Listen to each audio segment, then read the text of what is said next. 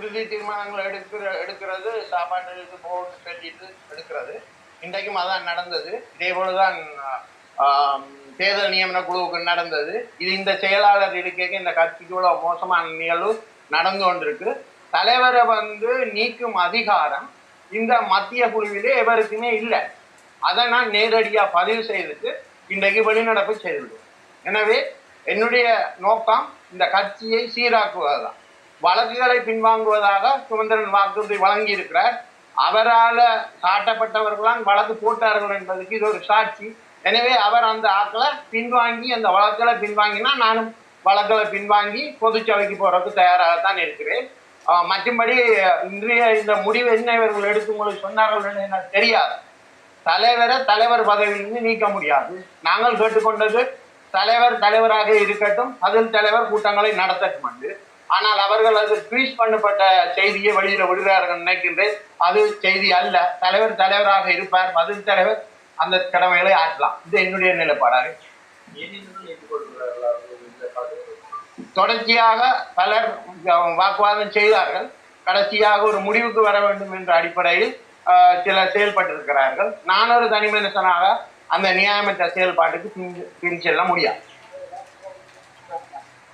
எப்பொழுது சுமந்திரன் அந்த வழக்கில் இருந்து பின்வாங்குறாரோ அந்த செகண்ட் நானும் என்னுடைய வழக்கிலிருந்து பின்வாங்க. மதியம் கட்சி கூட்டம் உணவுக்காக இடைநிறுத்தப்பட்ட போது காலையில் எடுக்கப்பட்ட தீர்மானங்களை நான் அறிவித்திருந்தேன். அதன்படி திரு மாவை சேனாதிராஜா இலங்கை தமிழரசு கட்சியினுடைய அரசியல் குழு தலைவராக தொடர்வார் என்றும், கட்சியினுடைய தலைமை பதவி சம்பந்தமாக இடைப்பட்ட காலம், அதாவது எஞ்சிய காலத்துக்கு அடுத்த மாநாடு வரைக்குமான காலத்தை தான் எங்களுடைய யாப்பு எஞ்சிய காலம் என்று சொல்லுகிறது. அந்த எஞ்சிய காலத்துக்கு தற்போது சிரேஷ்ட உபதலைவராக கடமையாற்றுகிற திரு சி.வி.கே. சிவஞானம் ஐயா அவர்கள் பதில் தலைவராக கடமையாற்றுவார் என்று ஏகமனதாக தீர்மானிக்கப்பட்டது. அதன் பிறகு சில செய்திகளை நான் பார்த்தேன். திரு மாவை சேனாதிராஜா கட்சியினுடைய பெருந்தலைவராக நியமிக்கப்பட்டார் என்று செய்திகள் வெளிவந்திருக்கின்றன. நான் பிரேரித்த பிரேரணை தான் கட்சியிலே ஏற்றுக்கொள்ளப்பட்டது. அதைத்தான் தீர்மானமாக நாங்கள் நிறைவேற்றோம். என்னுடைய பிரேரணையிலே நான் அப்படியாகத்தான் பிரேரித்திருந்தேன். பெருந்தலைவராக திரு சம்பந்தன் அவர்களை அரசியல் குழு தலைவராக நாங்கள் நியமித்த போது அவரை பெருந்தலைவர் என்றும் அழைத்தோம். அப்படியாக திரு சேனாதிராஜாவை நாங்கள் அழைப்போம் என்று நான் பிரேரித்திருந்தேன். ஆனால் திரு கௌரவ ஸ்ரீதரன் அவர்கள் சுட்டிக்காட்டினார், யாப்பிலே அப்படியான ஒரு பதவி இல்லை, ஆகையினாலே நாங்கள் யாப்பின் படியாக போக வேண்டும் என்று அவர் சொல்லி ஒரு திருத்தத்தை கொண்டு வந்த காரணத்தினாலே பெருந்தலைவர் என்ற சொற்பதத்தை நாங்கள் உபயோகிக்கவில்லை. அரசியல் குழு தலைவராக அவர் தொடர்வார்.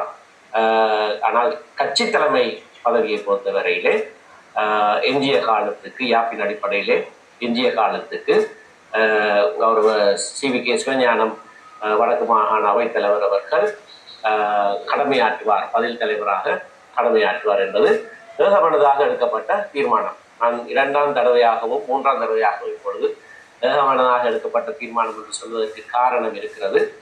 ஏனென்றால் அது ஏகமனதாக எடுக்கப்பட்ட தீர்மானம் எடுக்கிற போது அதற்கு அந்த வேளையிலே வரும் மறுப்பு தெரிவிக்கவில்லை. சில திருத்தங்கள் சிலர் தெரிவித்தார்கள், அதனை நாங்கள் செய்தோம். நான் இப்பொழுது சொன்ன பிரகாரம். ஆனால் மதிய இடைவெளிக்கு பிறகு கட்சி கூட்டம் திரும்ப கூடிய போது திரு சிவமோகன் அவர்கள் தான் வெளிநடப்பு செய்வதாக அறிவித்து வெளியேறினார். ஒரு ஊடக சந்திப்பையும் நான் அதற்கு பிறகு அவர் செய்ததை அவதானித்தேன். அதிலே அந்த தீர்மானத்துக்கு தான் இணங்கவில்லை என்றால் போல் ஒரு கருத்து தெரிவித்திருக்கிறார். ஆனால் அந்த தீர்மானம் ஏகமனதாக நிறைவேற்றின போது திரு சிவமோகனும் கூட்டத்திலே பங்கு பெற்றிருந்தார். அவர் அந்த வேளையிலே எதிர்ப்பெருவும் தெரிவிக்கவில்லை. இது ஏகமனதான தீர்மானம் என்றும் நாங்கள் அறிவித்திருந்தோம். இது ஒரு விடயம். மதிய இடைவேளைக்கு பிறகு நாங்கள் சில ஒழுக்காட்டு நடவடிக்கைகள் சம்பந்தமான தீர்மானங்கள் எடுத்திருக்கிறோம். அதிலே திரு சிவமோகன் அவர்களை கட்சியில இருந்து இடைநிறுத்தி அவருடைய நடவடிக்கைகள் சம்பந்தமாக விளக்கம் கோருவது என்கின்ற தீர்மானம் எடுக்கப்பட்டிருக்கிறது. தேர்தல் காலத்திலே கட்சியினுடைய வேட்பாளர்களை நேரடியாக தாக்கி ஊடக சந்திப்புகளை நடத்தின குற்றச்சாட்டோடு வேறு பல குற்றச்சாட்டுகளும் இருக்கிற காரணத்தினாலே அவரை இடைநிறுத்தி விளக்கம் கோருவது என்று தீர்மானிக்கப்பட்டிருக்கிறது. ஏற்கனவே திரு அரியநேத்திரன் இடைநிறுத்தப்பட்டிருக்கிறார். அவரை கட்சியில இருந்து விலக்கலாம் என்கின்ற ஒரு பிரேரணையும் கட்சியிலே முன்வைக்கப்பட்டிருக்கிறது. அத்தோடு கட்சிக்கு எதிராக தேர்தலிலே வேறு கட்சிகளோடு இணைந்து போட்டியிட்டவர்கள், வேறு சுயேட்சை குழுக்களோடு போட்டியிட்டவர்கள், அவர்களுடைய பெயர்கள் எல்லாம் வர்த்தமானிலே பிரசுரிக்கப்பட்டிருப்பது. ஆகையினாலே அதிலே எந்த கேள்விக்கும் இடமில்லை. அப்படியாக செயற்பட்டவர்கள் கட்சி உறுப்பினர்கள் அனைவரையும் உடனடியாக கட்சியிலிருந்து விலக்குவதாக மத்திய செயற்குழு என்று தீர்மானம் எடுத்திருக்கிறது. அதைத் தொடர்ந்து அப்படியாக வேறு கட்சிகள் வேறு குழுக்களுக்காக பிரச்சாரம் செய்தவர்கள், கட்சியினுடைய முடிவுகளுக்கு மாறாக ஜனாதிபதி தேர்தலிலே பிரச்சாரம் செய்தவர்களுக்கு எதிராக ஒழுக்காட்டு நடவடிக்கை எடுக்கப்பட்டிருக்கிறது. சிலருக்கு எதிராக, மற்றவர்களுக்கு எதிராகவும் எடுக்கப்படும். விளக்கம் கூறி முதல் படியாக அந்த ஒழுக்காட்டு நடவடிக்கைகள் ஆரம்பமாகும் என்று தீர்மானிக்கப்பட்டிருக்கிறது. இதை தவிர கட்சியினுடைய 75வது பவள விழா, 75வது வருட நிறைவு சென்ற வருடம் டிசம்பர் மாதம் 18ஆம் திகதி 1949ஆம் ஆண்டு டிசம்பர் 18ஆம் தேதி கொழும்பு மருதானையிலே அரசாங்க கட்டிடத்திலே கட்சியினுடைய அங்குரார்ப்பண கூட்டம் நடைபெற்றது. அதனை நினைவு கொள்கிற முகமாக நாங்கள் அன்றைய தினம் இந்த வருடம் டிசம்பர் 18ஆம் தேதி நாங்கள் யாழ்ப்பாணத்திலே தந்தை செல்வானுடைய சிலைக்கு வளர்வாளை அணிவித்து ஒரு கூட்டமும் நடாத்தியிருந்தோம். ஆனால் பவள விழாவாக அதனை கொண்டாடுவதற்கு அடுத்த வருடம் நாங்கள் மாவட்டங்கள் தோறும் நினைவு கூட்டங்கள், கட்சியினுடைய பவள விழாவை நினைவுபடுத்துகிற கூட்டங்கள் செய்கிற அதே வேளையிலே பெருவிழாவாக ஒரு விழாவாக மட்டக்களப்பு மாவட்டத்திலே இந்த 75வது பவள விழாவை கொண்டாடுவதற்கு தீர்மானித்திருக்கிறோம். அதோடு ஒட்டி 75வது பவள விழா மலர் ஒன்றும் பிரசுரிப்பதாக தீர்மானிக்கப்பட்டிருக்கிறது. அந்த மலர் பிரசுரிப்பு குழுவுக்கு திரு மாவை சேனாதராஜா அவர்கள் தலைவராக நியமிக்கப்பட்டிருக்கிறார். அவரோடு கலந்தாலோசித்து மற்றவர்களையும் அதில் இணைத்துக் கொள்வதாக தீர்மானிக்கப்பட்டிருக்கிறது. தற்போது எங்களுடைய கட்சியின் தலைவராக கடமையாற்றுகிற கௌரவ CVK சிவஞானம் அவர்களை விழா தலைவராக நாங்கள் நியமித்து மட்டக்களப்பு மாவட்ட குழுவோடு இணைந்து மற்ற மாவட்டங்களில் இருந்தும் பிரதிநிதிகளை வரவழைத்து அந்த விழாவுக்கான ஏற்பாடுகளை செய்வார்கள் என்றும் மத்திய செயற்குழு தீர்மானித்திருக்கிறது. இவைதான் இன்றைய மத்திய செயற்குழு கூட்டத்திலே எடுக்கப்பட்ட முக்கியமான தீர்மானங்கள். மாவை சேனாதியா நேற்று சொல்லியிருக்கோம், நான் பதவியில் இருக்கேன். அந்த வகையில் இன்று மத்திய குழு எடுத்த தீர்மானம் கட்சியின் அரசியல் ஜாபத்திற்கு உட்பட்டு எடுக்கப்பட்டது. அதற்கான அதிகாரம் இருக்குதா மத்திய தலைமை விஷயம்? ஒருவர் கட்சியிலிருந்து தன்னுடைய பதவியிலிருந்து விலகுவதற்கு அவருக்கு பூரண அதிகாரம், பூரண சுதந்திரம் இருக்கிறது. ஆகவே திரு மாவை சேனாதராஜா தான் தன்னுடைய பதவியிலிருந்து விலகுவதாக அறிவிப்பதற்கு அவருக்கு பூரண அதிகாரம் இருந்தது. அது கட்சியினுடைய அதிகாரத்தை பொறுத்தவரையும் அல்ல. அது எவரும் கட்சியிலிருந்து பதவி விலகுவதற்கு அவர்களுக்கு பூர்ண சுதந்திரம் உண்டு. அந்த சுதந்திரத்தை உபயோகித்து அவர் கடந்த அக்டோபர் மாதம் 27ஆம் தேதி 27 அக்டோபர் மாதம் 7ஆம் தேதி தான் கட்சி சகல பதவிகளில் இருந்தும் விலகுவதாக அறிவித்திருக்கிறார். அது அன்றைய தினமே ஊடகங்களிலேயும் வெளிவந்தது. தேர்தல் காலமாகையினாலே அதற்கு அடுத்தடுத்த நடவடிக்கைகளை உடனடியாக நாங்கள் எடுத்திருக்கவில்லை.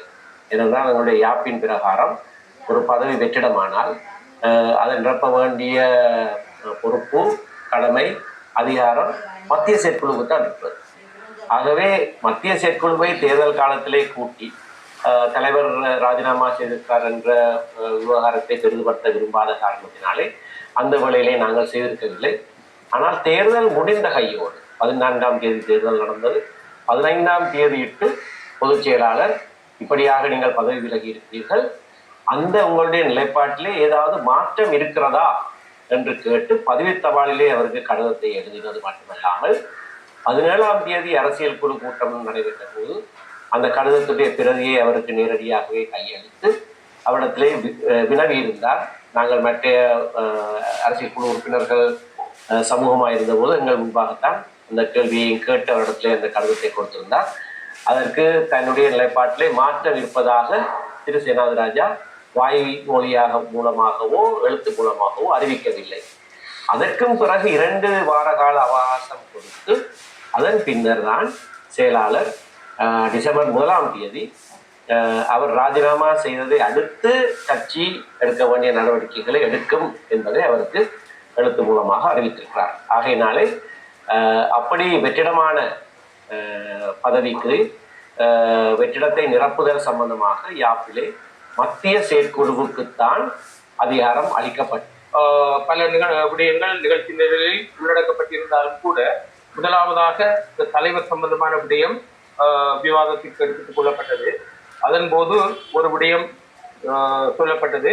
அதாவது அடுத்த மாநாடு கூடுகின்ற வரைக்கும் இருக்கின்ற இடைக்காலத்தில் பதில் தலைவராக சி.வி.கே. சிவஞானம் அவர்கள் கடமையாற்றுவார் என்றும், அதேவேளை தலைவர் மாவை சேனாதிராஜா அவர்கள் அரசியல் குழு தலைவராக செயல்படுவார் என்றும் சொல்லப்பட்டது. அது மட்டுமல்லாமல் ஒரு பெருந்தலைவராக அவர் இருப்பார் என்றும் சொல்லப்பட்டது. ஆனால் அரசியல் யாப்புக்கு அப்பாற்பட்ட பதவிகளில் இருப்பதில் அர்த்தமில்லை என்ற கருத்தும் பிரஸ்தாபிக்கப்பட்டது.